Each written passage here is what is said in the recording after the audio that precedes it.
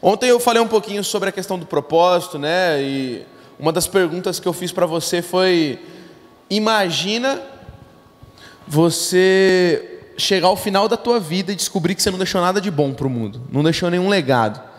Gente, isso aqui é muito sério. Quando eu olho para a vida de Davi, ele foi um camarada que deixou um legado na geração dele. Lá em Atos, capítulo 13, versículo 36, a palavra de Deus fala sobre Davi. Agora, se liga à distância. Davi, ele foi o segundo rei da nação de Israel. O primeiro rei foi Saul. Foi um rei que fugiu dos propósitos de Deus.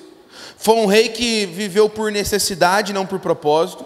Foi um rei que viveu pelos seus métodos, pelos seus sonhos pessoais e projetos pessoais, mas sem ter a presença e o propósito por trás dele.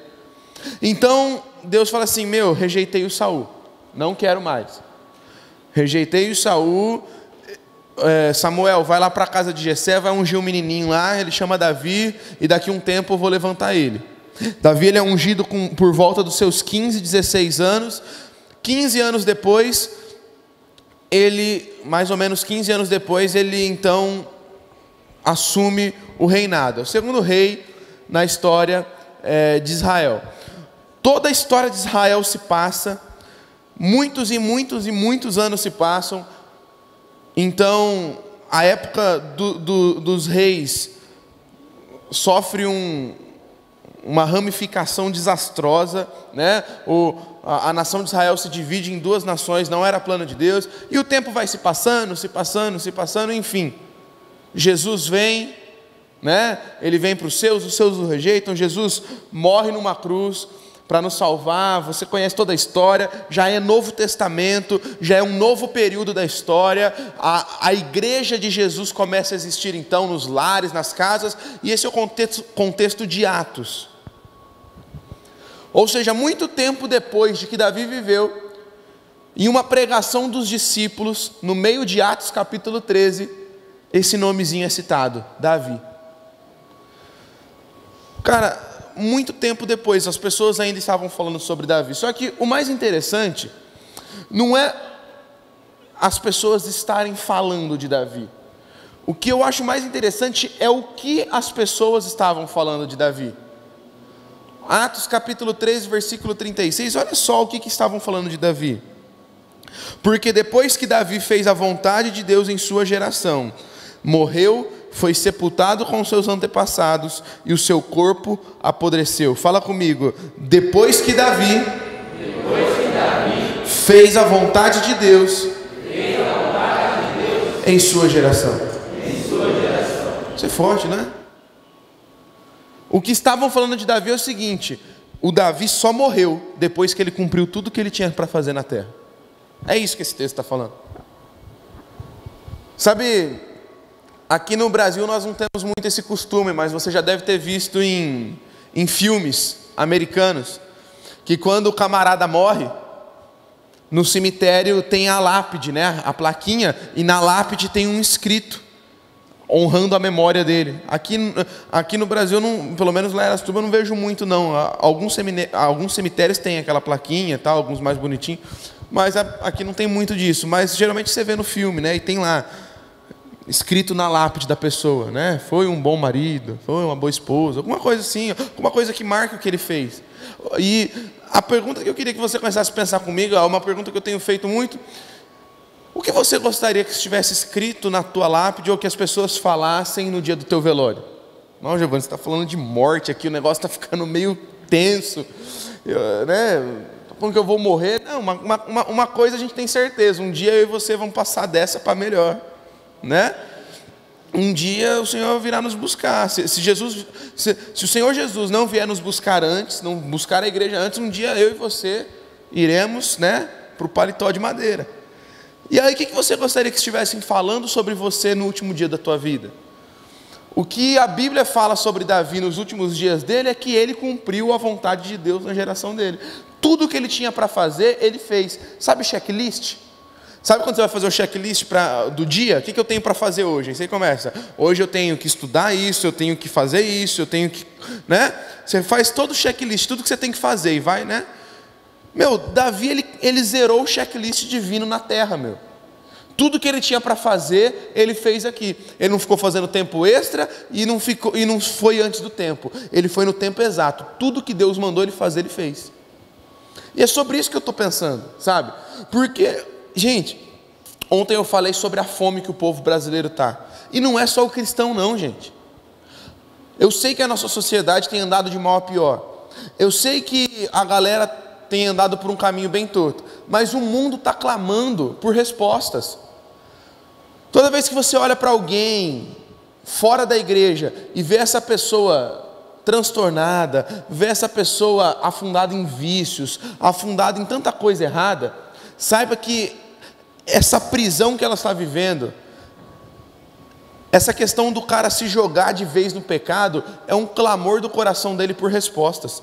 Toda vez que a galera anda meio revoltada, anda se afundando, eu olho, eu sinto compaixão no meu coração, porque eu percebo que a galera está desesperada em busca de respostas. Um psiquiatra muito famoso, né?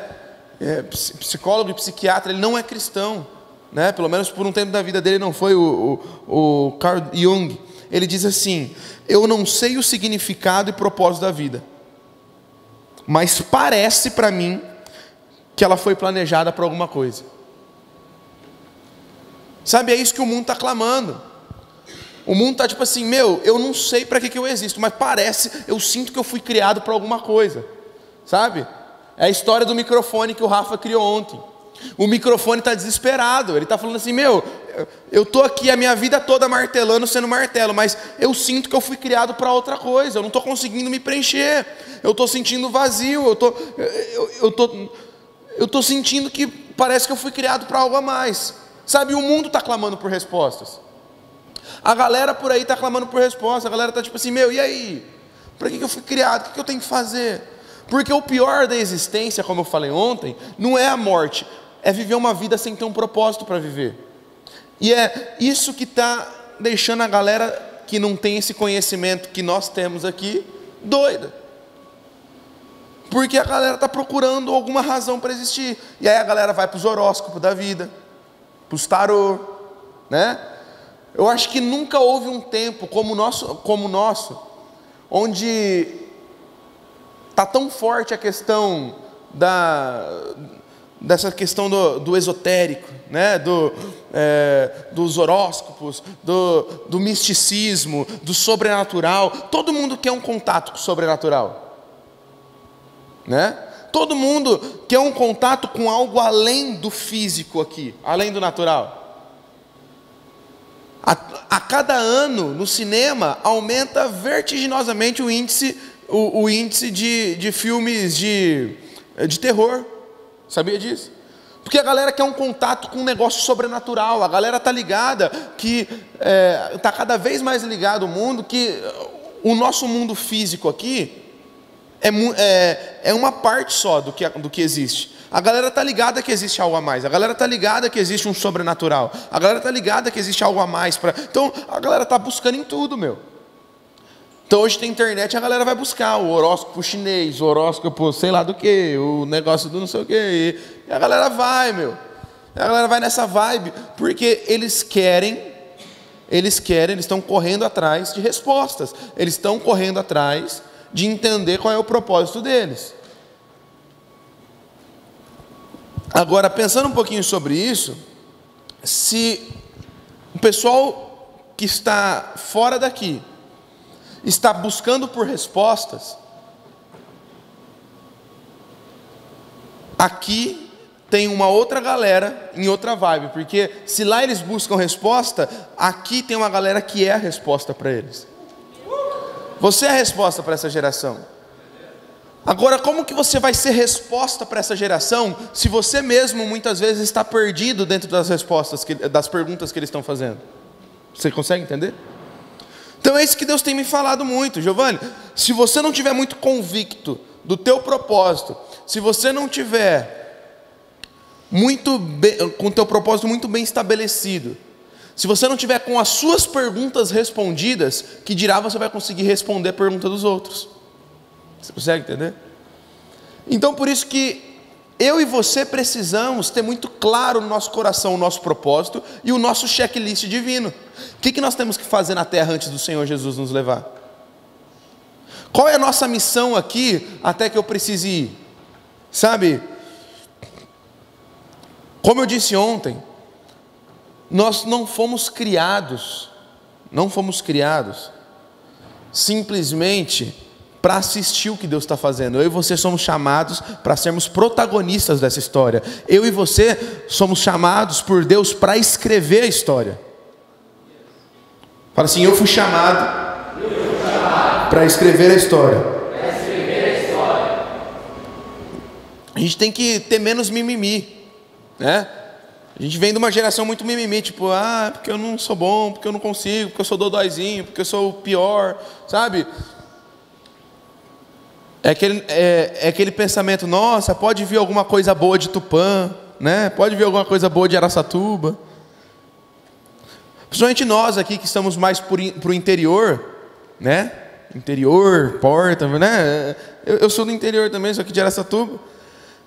Eu vejo que a galera do interior às vezes é muito mimimi, mano. É uma galera que se sente inferior. É uma galera que fica... Que vê uns negócios grandes, umas paradas grandes, os caras ficam com inveja, mano. Os caras ficam tipo assim... Vou dar um exemplo que com certeza vocês devem estar passando aqui. Eu conheço essa igreja. Eu já caminho com vocês aqui há muito tempo. Desde o Fuego, quem estava no Fuego? Eu lembro de quando vocês estavam, né? A igrejinha igual era a gente, bem pequenininha, mas com muita vontade. E hoje vocês estão num prédio lindo aqui, talvez, não sei, mas talvez seja um dos prédios mais bonitos que tem em Tupã na questão de para a igreja. Não sei se você já percebeu. Aí começa a galera, aquela igreja é a igreja da modinha, tá na moda ir para aquela igreja, porque aquela igreja é no buffet bonito lá. Você já viu isso? É uma parada muito de interior. A galera começa a ficar com inveja do sucesso do outro. Aí o cara faz...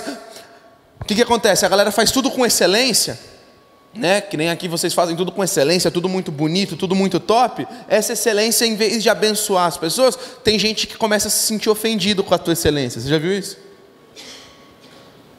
Porque os caras lá são mala. Não é mala, é que a gente faz excelente, a gente faz tudo do melhor. Por que eu estou falando isso? Porque nós, principalmente que estamos um pouquinho mais longe do que está acontecendo, né? Hoje já mudou muito, graças a Deus hoje tem internet. Então quem está ligado, quem gosta de se atualizar, está se atualizando, né? Há um tempo atrás era pior ainda, que as coisas demoravam mais para chegar para cá. Mas eu falo que... Por que eu falo que às vezes eu sinto a galera muito mimimi? A galera meio tipo assim, eu sou do interior, eu sou aqui de Tupã, eu nunca vou conseguir escrever a história como grandes homens deixaram sua marca na história. Mas peraí, vamos lá, quem é o nosso atual presidente hoje? Hein? Bolsonaro. De onde que o Bolsonaro é, você sabe? Você sabe? Onde ele nasceu? Bolsonaro nasceu em Glicério. Sabe onde fica Glicério? Lá perto de Araçatuba. 30 quilômetros de Araçatuba. Do lado, meu. Aqui, interiorzão, aqui, ó. Noroeste do estado. Tamo junto aqui, todos nós. Cara, quem falou que daqui a uns anos o próximo presidente da república não pode sair aqui de Tupã, da Igreja Vida Nova? Você está entendendo? Mas por que muitas vezes a gente não crê nisso? Porque a gente fica com a mentalidade pequena. A gente teve uma conferência profética agora lá na nossa igreja. Estava com a gente o pastor Teófilo, o Theo. E... tá ligado, galera do Dunamis da Monte Sião? E ele estava contando para nós lá que quando foi para fazer o Descende, eu falei ontem sobre o Descende aqui, e quando eles foram para organizar esse evento, os organizadores é um collab de 7 ministérios, são 6 gringos e o Theo. E o Theo conta que quando foi fazer aquele primeiro evento lá nos Estados Unidos, eles combinaram que eles não iam pagar, eles não iam cobrar das pessoas, né? Porque era o primeiro evento, ninguém sabia como que ia ser, então eles acharam melhor não cobrar, mas existe custo num projeto como esse, né? Até alugar um som, alugar um estádio, alugar tudo, e tinha ficado muito pesado o valor para cada um. E a hora que eles estavam sentados, eles falaram assim, então vamos fazer o seguinte, cada um dos 7 ministérios vai nas suas cidades buscar uma oferta, e através dessa oferta, nós iremos fazer o Descend em Orlando. Então eles foram. E aí eles começaram a conversar entre os 7, e o Theo contando que um camarada falava assim, o Luengo falou, não, então meu ministério vai dar $200 mil. Aí o outro, o meu também vai dar $200 mil. Eu também vou dar $200 mil. Aí não, então fechou, cada um vai dar $200 mil. Aí o Theo falou, então eu dou 200 também. Aí falou que um dos americanos que estava lá falou assim, não, Theo, então faz $200 mil você vai dar então, né? Aí o Theo falou assim, não, se todo mundo está dando em dólar, por que eu vou dar em real? Os caras, não, porque lá no teu país o dólar é R$4, tipo assim, tirando, né, o Brasil. É R$4 lá, fica tranquilo, mano, dá menos. Quanto que você pode dar? Tá falando assim, não, você não está entendendo. Você está achando que o Brasil é o quê? Tá achando que o Brasil é mimimi? Tá achando que a gente é menor? Pode colocar aí $200 mil, nós vamos dar também. Alguns meses se passaram, eles foram se reunir para mostrar as arrecadações. O Brasil arrecadou $260 mil. Quando eu vi isso, eu falei assim, nós estávamos sentados e o Theo contando isso, eu falei assim, Theo, é essa ousadia que a gente precisa no povo brasileiro. O povo brasileiro ficou muito mimimi, porque nós somos uma nação ruim mesmo, não, a gente é pobre, não, a gente nunca vai ser os Estados Unidos, a gente nunca vai ser uma nação de primeiro mundo, porque a gente não consegue, porque a gente não tem estrutura, porque a gente não tem equipamento, porque a gente não tem isso, já viu isso? O povo fica chorando, porque a gente não tem. Se nós tivéssemos a estrutura dos Estados Unidos, se a nossa moeda fosse o dólar, se a minha igreja, se a minha célula se a minha casa fosse melhor, eu abria para uma célula, para aquela célula marcar a história. Se meu ministério tivesse uma bateria melhor, se meu ministério tivesse um som melhor, se minha igreja tivesse isso melhor. A galera muitas vezes é muito mimimi, por isso que não está marcando a história. Eu tenho pregado muito aos sábados lá na nossa Juventude Alive. Deus está levantando jovens com mentalidade grande, mentalidade de sucesso, gente. Chega de mentalidade vazia, chega de uma mentalidade pequena. Chega de se achar o pequenininho, o coitadinho, o que ninguém liga para ele. Sabe? Chega de se achar o ofendidinho, né? Hoje está difícil, né? Essa revolução marxista cultural que foi implantada há tantos anos atrás na nossa sociedade, está até hoje, gerou isso. É uma geração mimimi, que tudo ofende.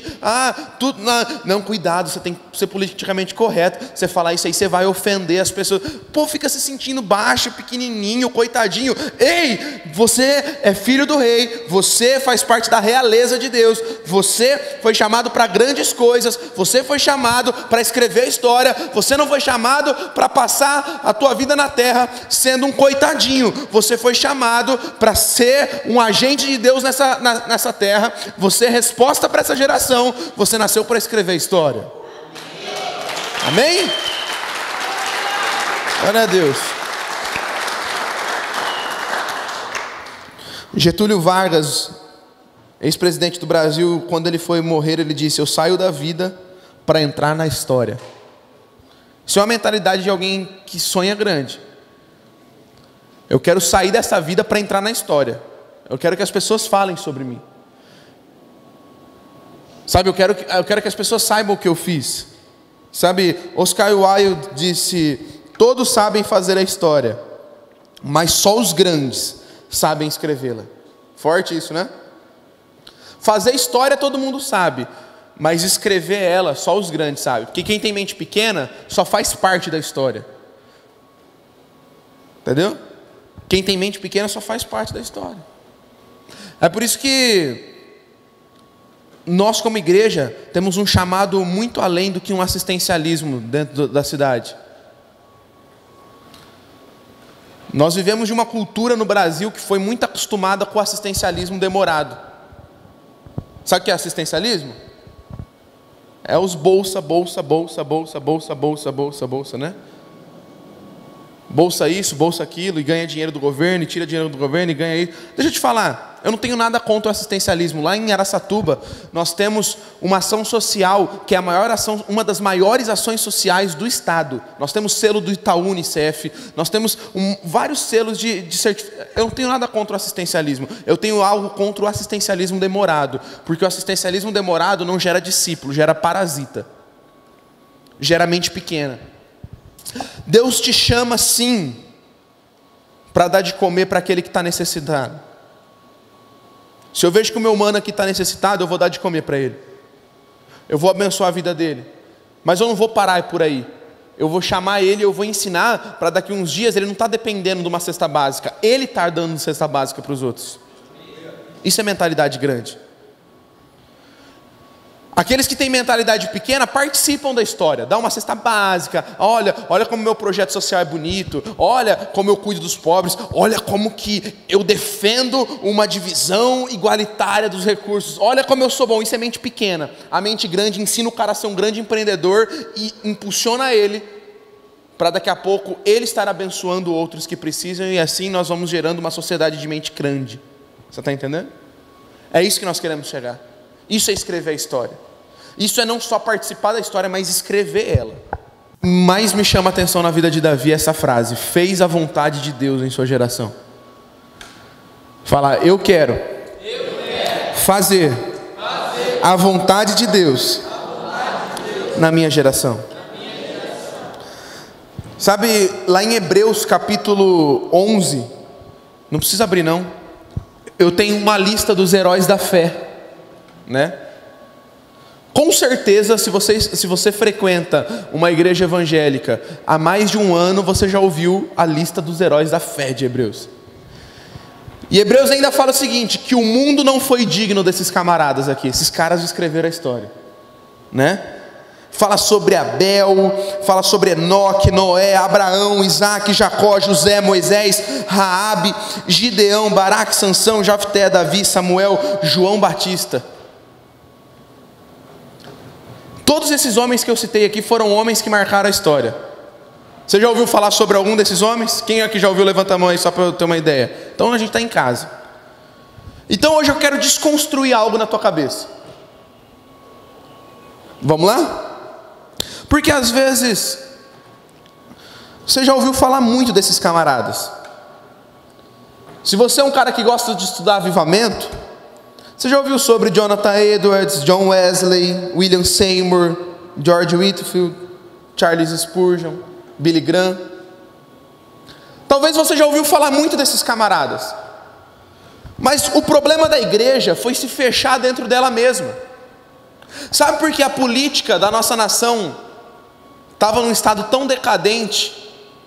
Porque um dia a igreja se fechou e falou, não, religião e política não se misturam. A igreja se fechou no seu mundinho. A igreja começou a pregar para os jovens como se só o jovem ele só seria bem sucedido se ele fosse pastor. E dentro de uma igreja como essa, 2% dos jovens vão ser chamados para ocupar um púlpito como esse, pregando e vivendo só integralmente do ministério. E a gente fala muito, por exemplo, do Billy Graham. Você conhece o Billy Graham? Foi o maior evangelista dos tempos modernos. O cara ganhou tantas pessoas para Jesus. O cara fez cruzadas e mais cruzadas. E por que eu quero mudar o foco? Porque às vezes eu falo do Billy Graham aqui, e aí tem gente que está sentada aí e fala assim,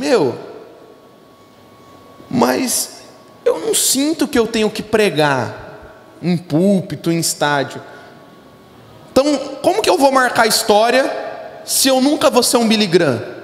Mas eu quero te perguntar, e o camarada que ganhou o Billy Graham? Você conhece quem é ele?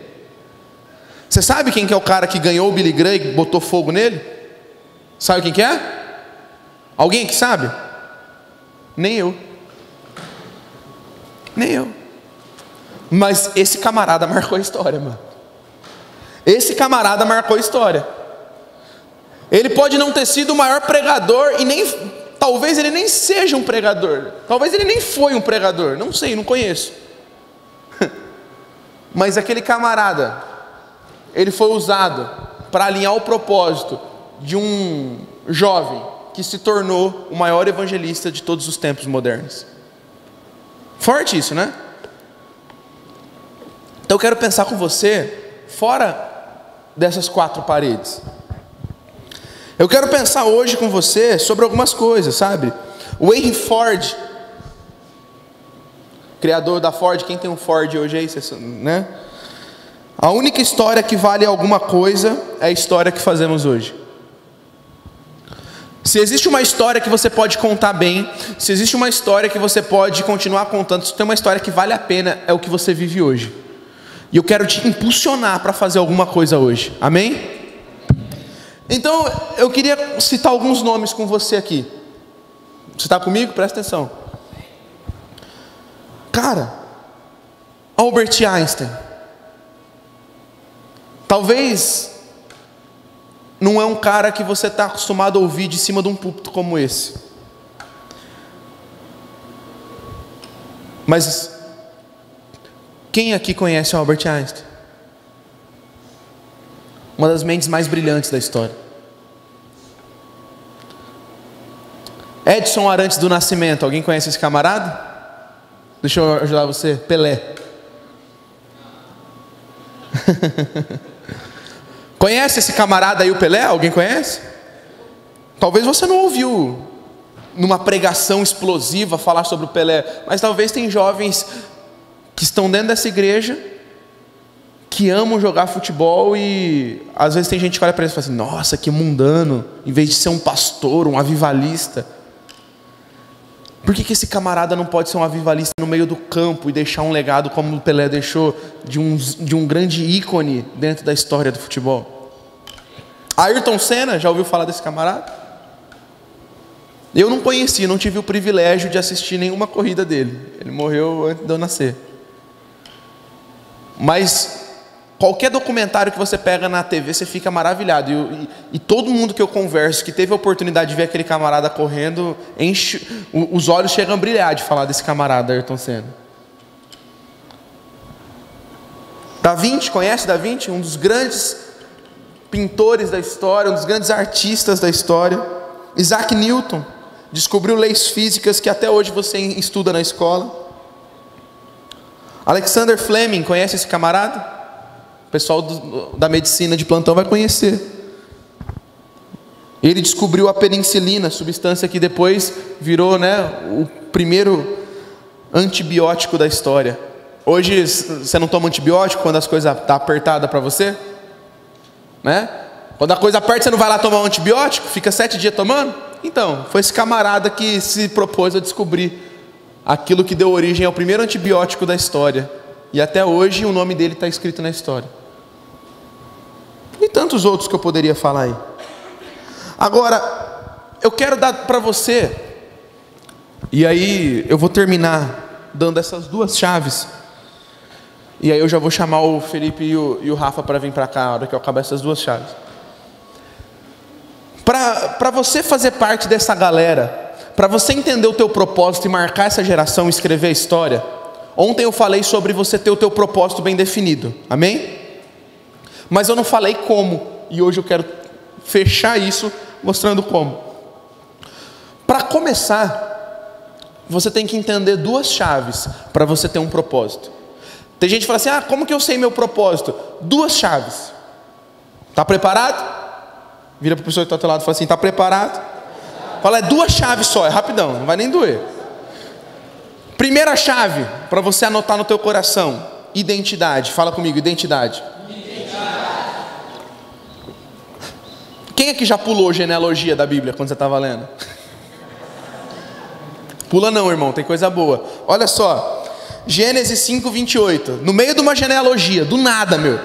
Você está lendo a genealogia do nada, pau! Olha que informação. Gênesis 5, 28. Lameque, aos 182 anos, gerou um filho. Chamou de Noé. Fala comigo, Noé. Pois disse: que ele nos traga alívio de nossas tarefas e do trabalho doloroso de cultivar esta terra que o Senhor amaldiçoou. Então tá lá, fulano gerou Beltrano, e fulano e gerou tal, e gerou tal, e gerou tal. Aí chega Lameque, com 182 anos, gerou Noé. E colocou o nome de Noé, que significa alívio. Fala, alívio. Descanso. Ele colocou o nome de Noé, Noa, de descanso. Noé quer dizer alívio, descanso. E por que ele colocou esse nome? Está falando aqui na genealogia. Colocou esse nome Noé porque ele disse: esse camarada Noé vai aliviar o nosso povo do sofrimento que eles estão passando. O povo estava em intenso sofrimento, o povo estava vivendo uma vida totalmente destruída, e o Noé vem com um chamado, com um propósito muito forte na vida dele. Ele nasceu para dar alívio para a terra.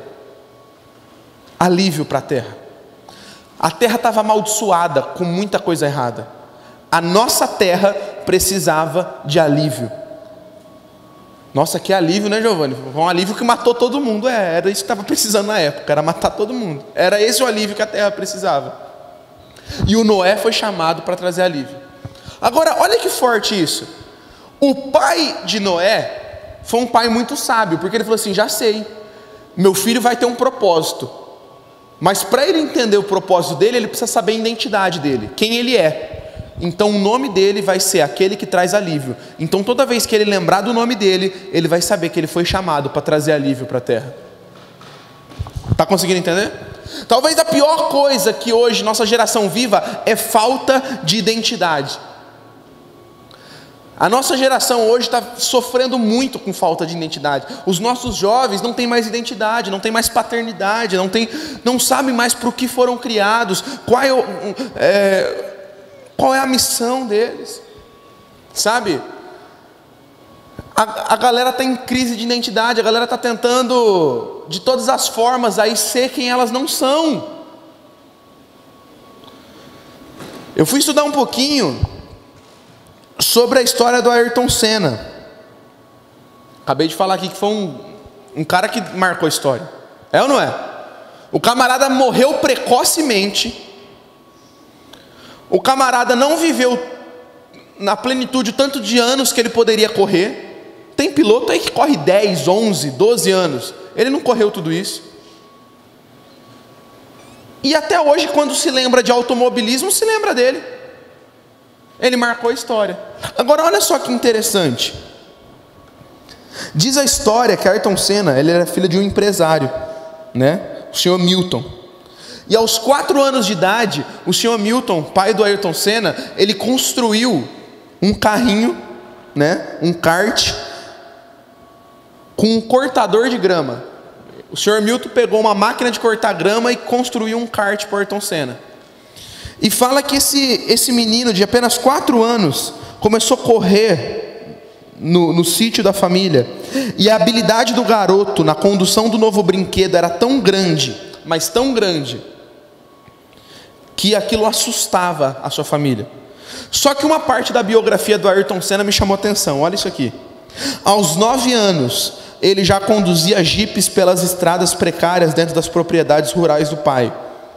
E todos diziam: era como se o Ayrton fosse nascido para isso. Fala comigo, nascido para isso. Eu acho isso muito louco, porque isso me chamou a atenção. Na biografia assim, fala assim: não foi algo que foi forçado na vida do Ayrton Senna. Parece que ele nasceu para correr. Você já viu gente assim? Assim, eu olho para o Rafa, cara, ele nasceu para isso. Você já pensou nisso? Se você começar a olhar na tua vida, existem características que o próprio Deus colocou dentro de você, que te impulsionam e te ajudam dentro do teu propósito, dentro do teu chamado. Então você não precisa ficar doido. Tem gente que quer mudar o seu jeito.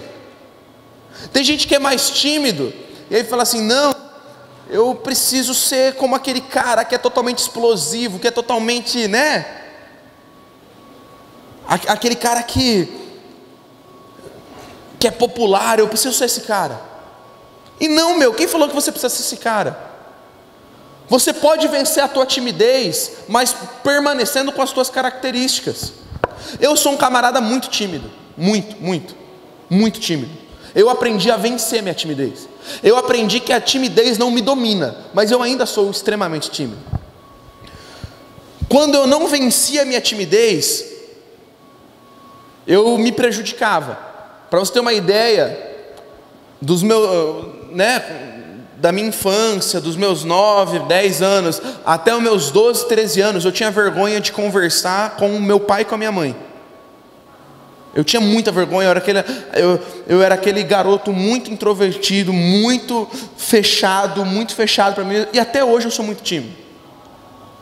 Eu não sou um cara de muitas conexões, eu sou um cara muito leal a amizades, eu amo amizades, mas eu não sou um cara que faz muita amizade, muita conexão muito rápido, né? Eu tenho, por exemplo, um cara lá na equipe que é totalmente diferente, Pastor Haldman, conhece o Pastor Haldman?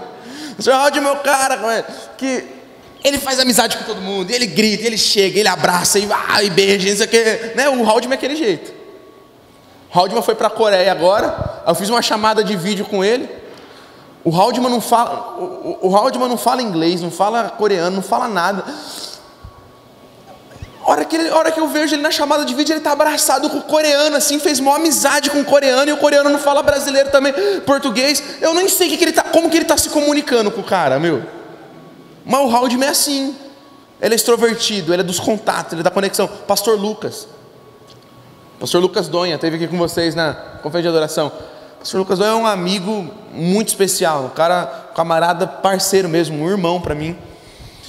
E às vezes nós vamos em algumas reuniões com alguns pastores jovens do Brasil e a gente vai, cara, chega nas reuniões, ele é aquele cara que ele já chega conversando, já chega conhecendo, e eu vou só atrás dele aqui, né?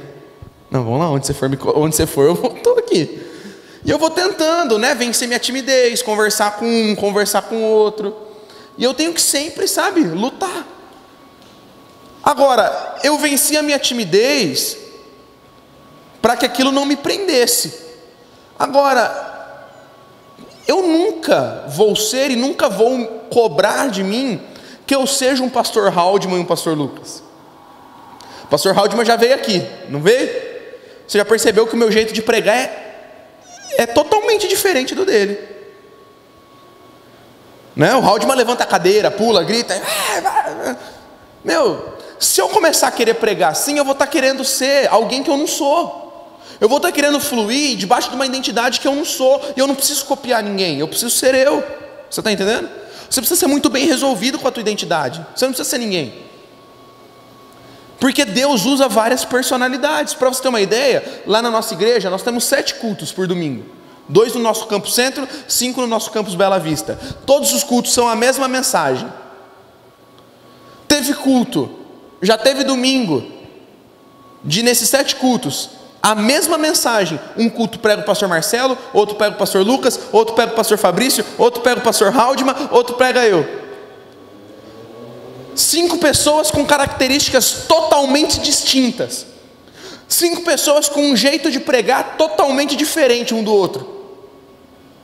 E o Senhor flui da mesma forma em todos os cultos com a mesma palavra. Por quê?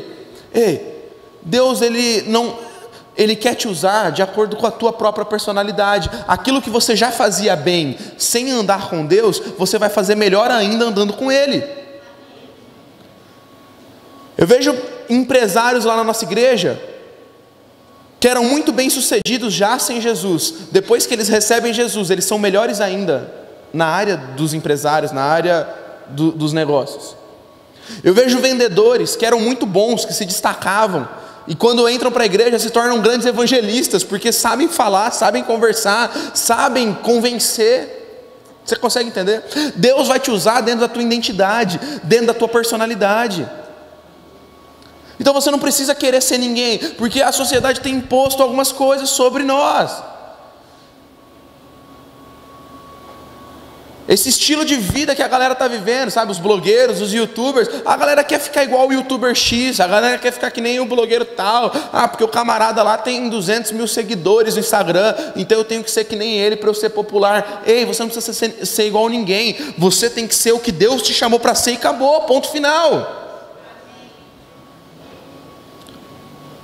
Então cada um flua debaixo da sua identidade. Aí o que acontece? Né? Vamos pegar aí um jogador. Neymar, você imagina? Pensa comigo. Se a mãe dele tivesse ficado brava com ele e falasse assim: moleque, futebol não dá futuro. Você vai ter que fazer uma faculdade de medicina. Porque medicina dá futuro. Porque medicina é o status. Porque medicina é o que você tem que fazer. Já pensou? O camarada ia ser um frustrado da vida, ia tentar, e talvez o cara nunca ia conseguir passar num vestibular de medicina. Mas porque um dia alguém acreditou e falou: não, mano, esse menino tem futuro. Esse menino, o jeito que ele toca na bola, o jeito que ele, que ele dá o tapa na bola, o jeito que ele pega, o jeito que ele dribla, esse moleque tem futuro. E aí alguém um dia investiu nesse menino, hoje é o maior jogador brasileiro em atividade no mundo. Então você está entendendo que você precisa fluir debaixo da tua identidade. Então tem jovem, que nasceu nasceu com um dom daquilo, sabe? O cara nasceu com um talento natural, ele é chamado para aquilo. Então faça ele fluir debaixo daquela unção, faça ele fluir debaixo daquele propósito, daquela identidade. Então não queira ser outra pessoa, não queira viver de uma identidade que não é a tua. Tenha muito bem estabelecido quem você é. E acima das tuas identidades de característica, você tem uma identidade sublime, uma identidade celestial. E essa identidade celestial se chama Filho de Deus. Fala, Filho de Deus. Filho de Deus. Você é filho, Se você não está conseguindo ainda entender muito bem da identidade, comece por aí, entendendo que você é filho. Uau! Quem entende que é filho, entende que quem é filho tem tudo.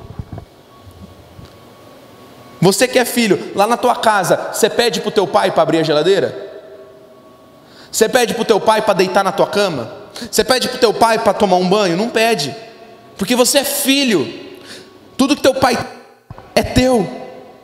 Então a primeira coisa que a nossa geração precisa entender para fluir no propósito é que somos filhos, e tudo que o pai tem é nosso. Ele já nos deu toda a autoridade, ele já nos deu tudo. Então a gente não precisa ficar correndo atrás de aprovação, a gente não precisa ficar correndo atrás do que as pessoas dizem. A gente só precisa se entender como filho e saber que somos filhos, e como filhos temos tudo.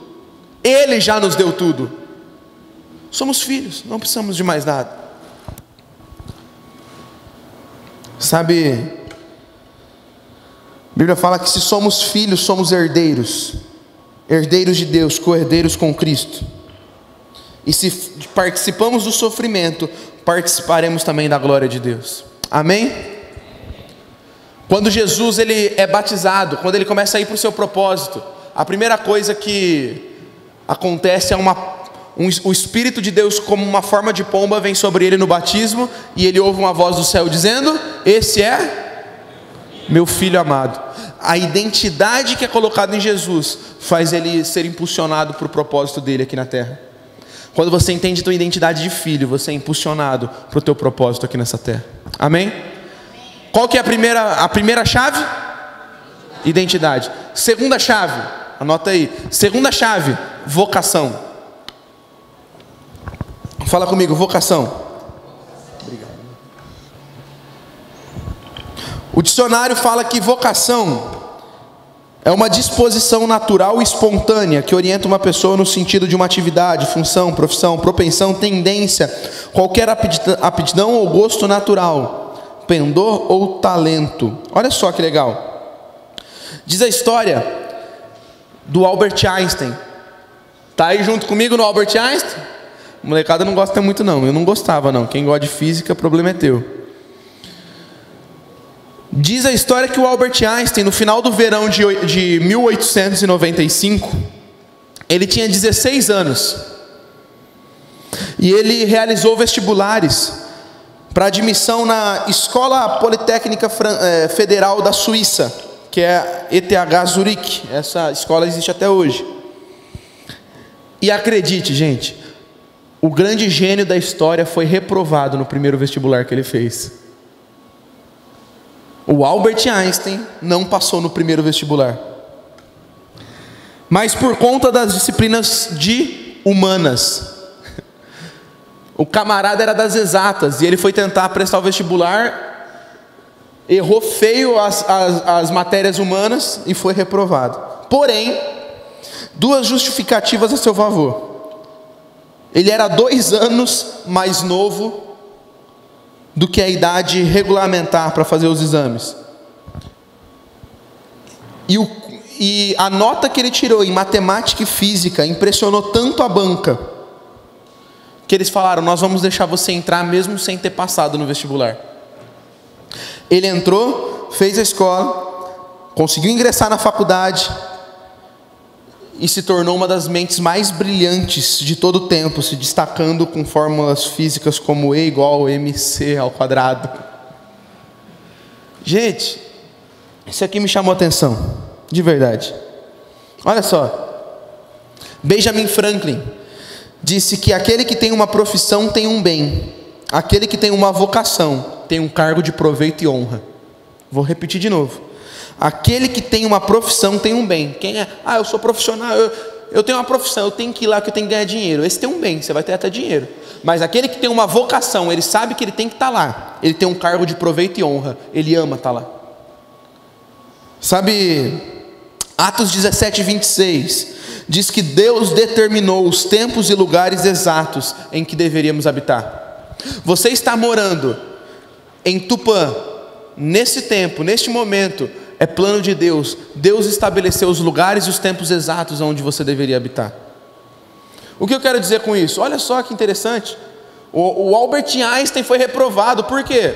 Porque ninguém é obrigado a ser bom em tudo, meu querido. Ninguém é obrigado a ser bom em tudo. Ele foi reprovado nas humanas, que não é a área dele. Mas nas exatas, ele surpreendeu os donos da escola. E ele passou no vestibular, se tornou uma das mentes mais brilhantes da história, através da física, da matemática, das exatas. Deixa eu te falar, Deus tem uma onda para cada um surfar. E o nosso erro muitas vezes é estar querendo surfar a onda do outro.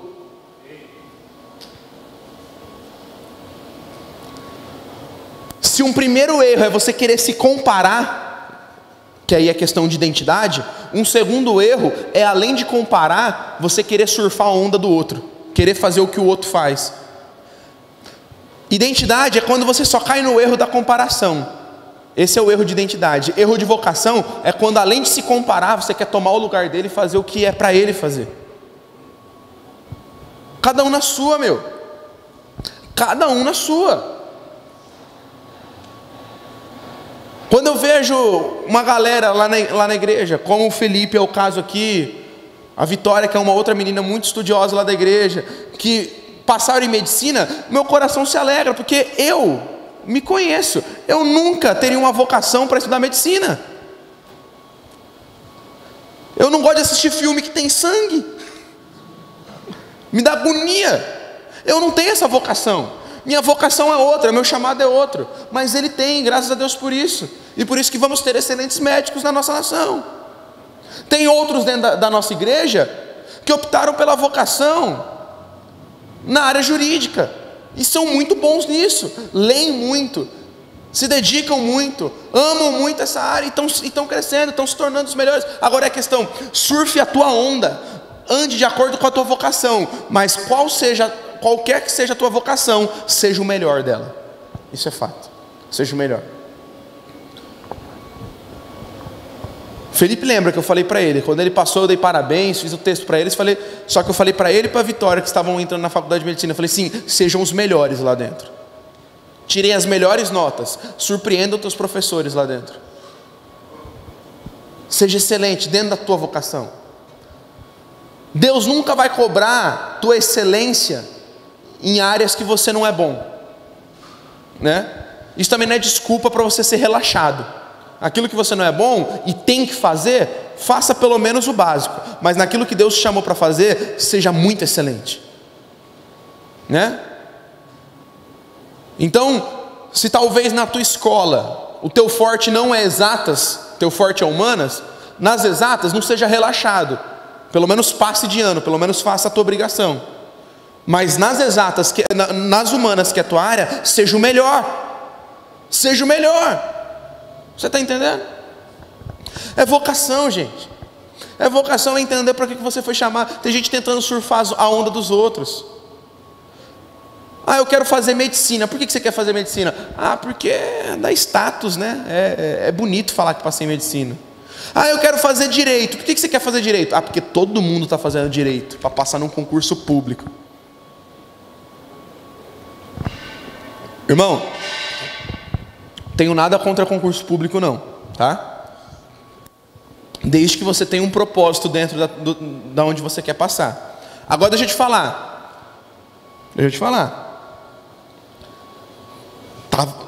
Não sei, tá melhorando, mas tava feio esse negócio aí de concurso público, hein? O que você quer fazer? Ah, eu quero fazer direito para estudar, para passar para concurso público. Ah, eu quero passar em concurso. O que você faz da vida? Eu sou concurseiro. Mas o que você quer? Você tem propósito lá, sendo servidor público? Não, é porque dá estabilidade. Não, então você não quer servir o teu propósito, você quer mamar no governo. Você quer estabilidade porque você é egoísta, você quer olhar só para o seu, só para a tua família. Enquanto Deus está te dando capacidade para abrir o teu próprio negócio, ser sombra para outras famílias, empregar. Você está entendendo? Ainda bem que agora deram uma barrada, né? Parece que esse ano é o último ano de muitos concursos públicos, depois vai parar. Porque o nosso estado está inchado. Fruto de um ensino errado sobre os nossos jovens. Foi ensinado, não, vai passando em concurso, que aí você ganha o teu dinheiro, que aí você está, aí você vai inchando o estado, e aí? Me mostra na história onde houve um estado inchado que foi bom para a história. Não tem. Não, Giovanni, agora você vai entrar em questão política no público. Isso aqui é mais bíblico do que tudo. É tão espiritual quanto você falar sobre qualquer outro assunto aqui que eu poderia estar falando com você. A gente precisa se ligar e se levantar para mudar a história dessa geração, mudar a mentalidade dessa geração. Metanoia, não vos conformeis com o pensamento desse mundo, mas transforma a sua mente de acordo com a boa, perfeita e agradável vontade de Deus. É por isso que hoje eu estou muito convencido que a melhor estratégia política que se pode ter num país é Estado mínimo. É Estado mínimo. O Estado não tem que ficar interferindo em nada não. É verdade. Porque senão gera um bando de alienado que não quer servir os propósitos de Deus nessa geração. Aí você tem duas opções: ralar, estudar, perseverar, passar perrengue, mas ficar firme e se tornar um grande empresário que vai gerar emprego para muita gente e que vai abençoar o reino e que vai ser muita coisa, mas você opta por passar no concurso público para ter estabilidade só para tua família, ficar ganhando teu dinheirinho, acabou. Repito, não estou falando mal se você sabe que teu propósito é lá dentro. Tem pessoas que são concursadas, mas tem um propósito lá dentro, não estão lá só por conta da estabilidade, só para ajudar a tua família e esquecer do restante da história. Você está entendendo? Então, meu querido, para de surfar a onda do outro, né? Quem começou isso? O povo começa a surfar a onda do tá todo mundo prestando concurso, eu lá também, né? Todo mundo é filho de Deus, deixa eu ver se tem uma vaguinha para mim lá também, para eu ganhar meu dinheirinho aqui.